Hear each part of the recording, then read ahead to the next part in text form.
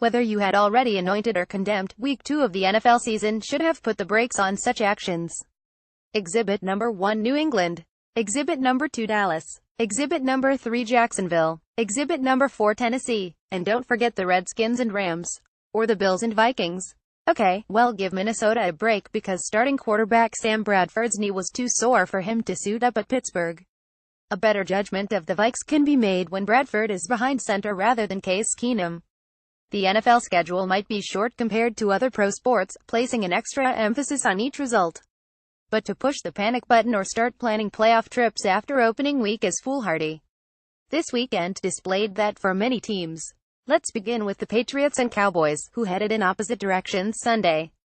All that gloom and doom in New England now will fade before the leaves begin to do the same following a 3,620 romp at New Orleans that was over after one quarter. That's how long it took Tom Brady to show that 40 ain't old in pro football, at least not for him, with 3 TD passes, a first for him in an opening period. Kansas City's defense troubled Brady in the opener, and the Patriots' D was shoddy. Then came Sunday's immediate turnaround, a Big Easy in the Big Easy. Being 0-1 with a 10-day break felt like the year, Brady said. All the veterans had a chance to say the things they wanted to say to their different position groups. I'm glad we executed. There were a lot of tight plays and we made them. Dallas didn't.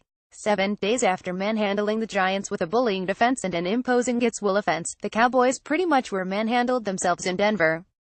Granted, the Mile High City is a difficult place to play, but the drop-off in physicality for Dallas was stark. We started slow and they had the momentum at their home, Cowboys quarterback Dak Prescott explained. It's a great environment and they thrived off of that. We never got ourselves going. We never gathered that momentum as much as we should. Nor did the Jaguars in a 3,716 loss to the Titans. Now, nobody is comparing the Jags to the Cowboys. But in Week 1, they were as overpowering as America's team.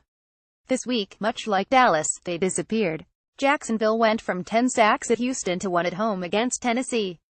The Jags went from rushing for 155 yards to gaining 99. And they went from +4 in turnover margin to having 3 giveaways.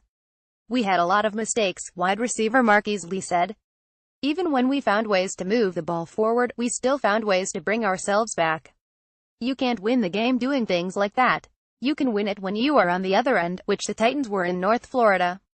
A week after they were dominated at home by Oakland, a budding AFC power, Tennessee stuck with it after a slow start, then spurted away. They won't be singing those sad country tunes on Broadway in Music City this week. The blues being sung in Washington will be silenced for a while after the Redskins survived in Los Angeles. It never was pretty, and few Redskins games will be this season. It was, though, a shift in direction, something quite natural in the NFL in the opening weeks.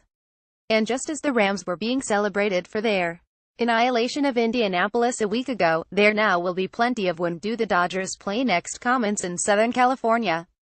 Don't laugh. The wild swings in support and derisiveness are common among NFL fans and observers. And it's simply the nature of the sport that drawing conclusions after one win or loss is a wasteful exercise. For more NFL coverage, http www.pro32.app.org and http www.twitter.com/NFL.